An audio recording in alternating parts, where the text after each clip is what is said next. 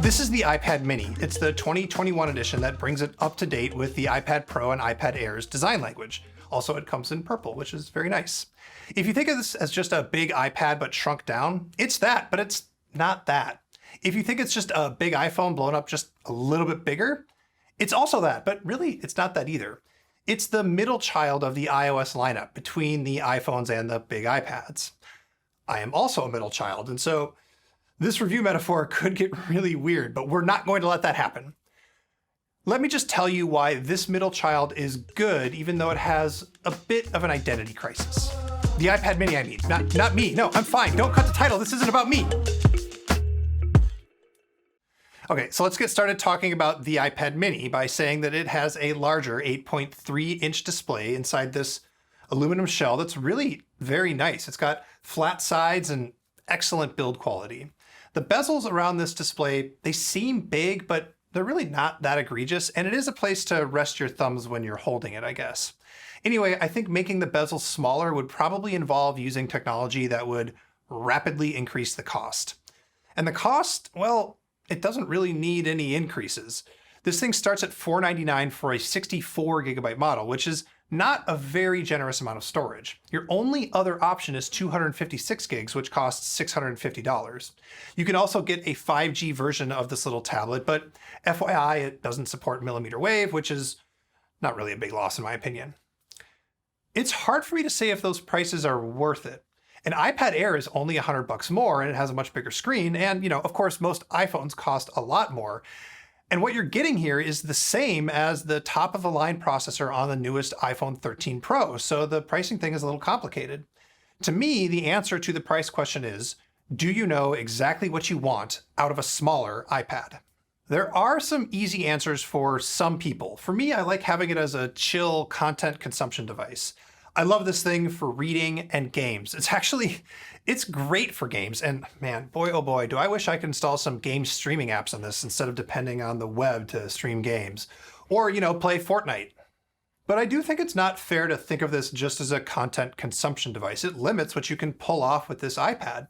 For example, if you can find a decent Bluetooth keyboard and stand, and really, that's weirdly hard to do right now. I've been looking and I don't really like any of them. There is this one from Logitech, which is pretty okay. But anyway, if you can find one, then this can do anything that a big iPad can do. There is no smart connector here for keyboards, of course, but as a tiny little work machine, it actually kind of works. But works is relative. The smaller screen means that the on-screen keyboard here, especially when you're in landscape mode, it covers, the whole screen practically. The dock also gets weird when you're in portrait mode. Sometimes you feel like you have to sand your fingers down to hit some of the smaller icons if you have a lot of icons in your dock. And as another example, Marquez pointed out that the widgets on the home screen on the iPad are actually smaller than they are on an iPhone. So basically, you might multitask less because things feel cramped, or you might put fewer icons in your dock or pick different widgets for your home screen than you otherwise would. This is what I mean when I say that this is not really just a big iPad shrunken down. The smaller screen changes how you use it, even if you're not directly conscious of that change. Another use case that I think could make a lot of sense for the iPad mini is giving it to a kid as a kid's tablet, because it's kind of kid-sized. I do think this tablet is a little bit expensive for that though, especially compared to Amazon Fire tablets or even the bigger basic $329 iPad. I'd like to say that this makes sense as a shared family tablet, but that would require Apple to support multiple users, and Apple still refuses to add multiple user support to the iPad.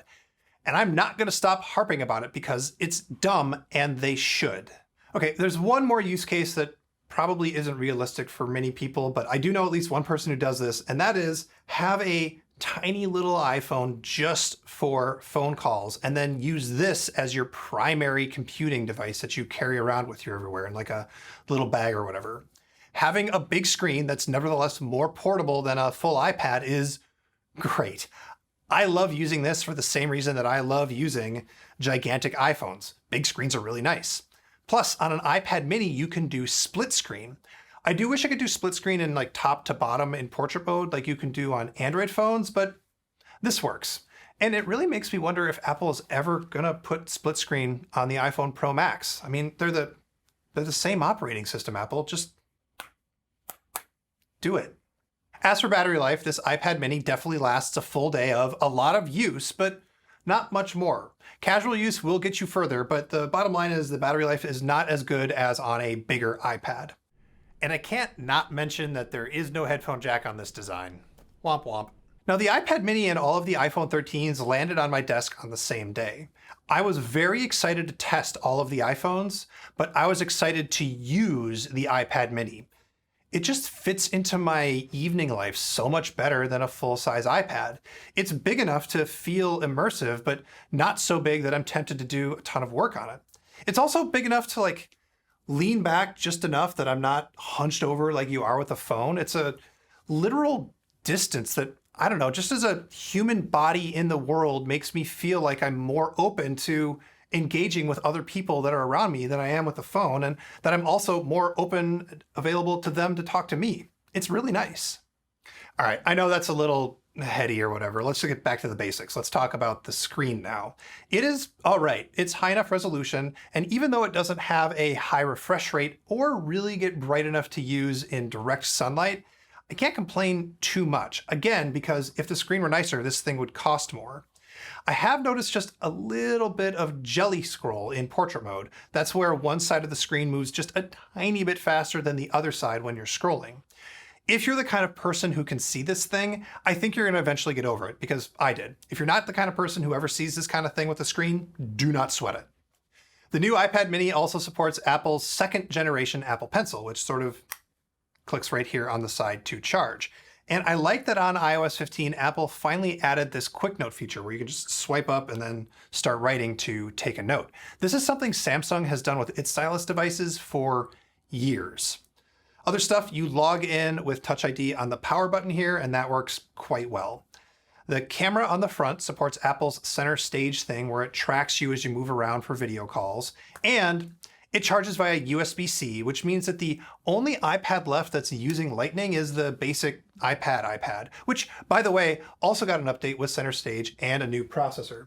It is right here, it's $329, which is still a great deal today.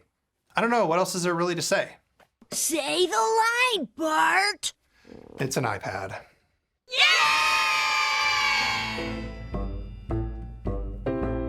So those are my thoughts on the iPad mini. I like it a lot, and it fits for me, but don't assume it's gonna fit for you. A big screen iPad is a lot more convenient in a lot of ways, and it does a better job of acting as a computer if you need that sort of thing for work. A big iPhone is more pocketable, and also it, makes phone calls. Just remember that the iPad mini might look like an iPhone or an iPad, and it even runs the same software, but you're gonna end up using it differently. The iPad mini is the middle child of Apple's iOS devices. And us middle kids, we do have our own identity that's actually different from our siblings. So quit teasing us. Hey everybody, thanks so much for watching. Let me know, is this the size of iPad that you want? Have you been waiting for this? Are you a pilot or whatever? Talk about that. Also, of course, we've got the iPhone 13 and 13 Pro reviews. You should definitely watch those.